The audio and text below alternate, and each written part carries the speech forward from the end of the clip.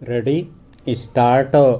स्वतंत्रता दिवस का आगमन केवल उत्साह और उमंग के क्षण ही उपलब्ध नहीं कराता, बल्कि आज़ादी की लड़ाई लड़ने वालों के संघर्ष और बलिदान की भी याद दिलाता है।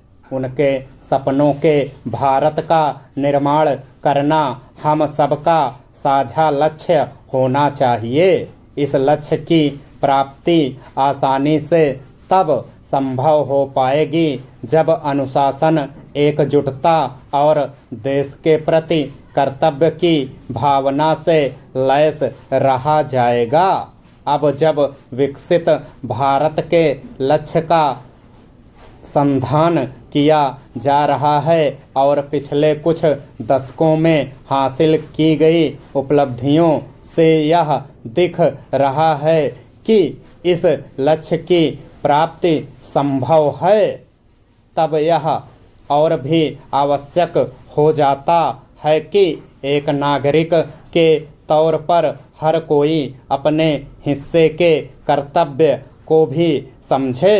ऐसा करते हुए इस पर चिंतन मनन किया ही जाना चाहिए कि देश को मिलकर तेजी के साथ आगे कैसे बढ़ाया जा सकता है। इसके लिए हर पहल, हर विचार का विरोध करने की आदत का परित्याग करना होगा। हमें असहमति के बीच सहमति के रास्ते तलाशने होंगे।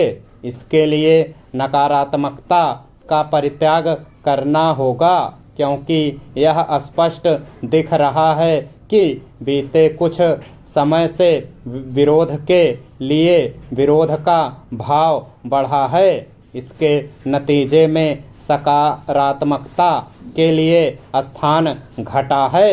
इसका प्रमाण असहमति प्रकट करने के उग्र तरीकों और भाषा की मर्यादा में गिरावट के रूप में देखने को मिल रहा है। यह चिंता की बात है कि सकारात्मकता का ह्रास उस राजनीति में अधिक हुआ है जिस पर देश का नेतृत्व करने और उसे दिशा दिखाने की जिम्मेदारी होती है। आखिर ऐसा क्यों नहीं हो सकता कि हमारा राजनीतिक नेतृत्व देश को विकसित बनाने का खाका मिलकर तैयार करे और इसके लिए किसी न्यूनतम साझा कार्यक्रम पर भी सहमत हो। यह शुभ नहीं कि वर्तमान में पक्ष विपक्ष राष्ट्रीय महत्व के किसी भी विषय पर सहमत नहीं होते। स्थिति यह है कि वे ऐसे विषयों पर दलगत राजनीति से परे हटकर नीरछीर ढंग से विचार विमर्श करने के लिए भी आगे नहीं आते। अब जो लोग जहां कहीं भी शासन में हैं, उनका चयन हम स्वयं करते हैं। ऐसे में हम उनके प्रति वह रवैया नहीं अपना सकते जो अंग्रेजी सत्ता के लिए अपनाते थे। हमें शासन प्रशासन का सहयोग और समर्थन भी करना सीखना होगा। यह ठीक नहीं कि हम इसकी चाह तो रखें कि शासन और प्रशासन अपने कार्य व्यवहार में बदलाव लाएं, लेकिन स्वयं में कोई परिवर्तन लाने के लिए आगे ना आएं।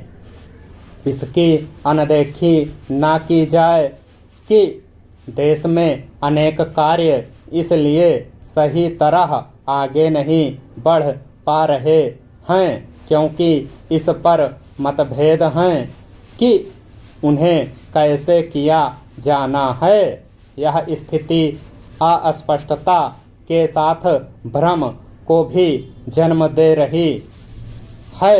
समाज को इस स्थिति से बाहर निकलना होगा और इस मूल मंत्र को सभी को आत्मसात करना होगा कि सामाजिक एवं आर्थिक रूप से सशक्त भारत का सपना सभी के सहयोग की मांग करता है। यह सहयोग भाव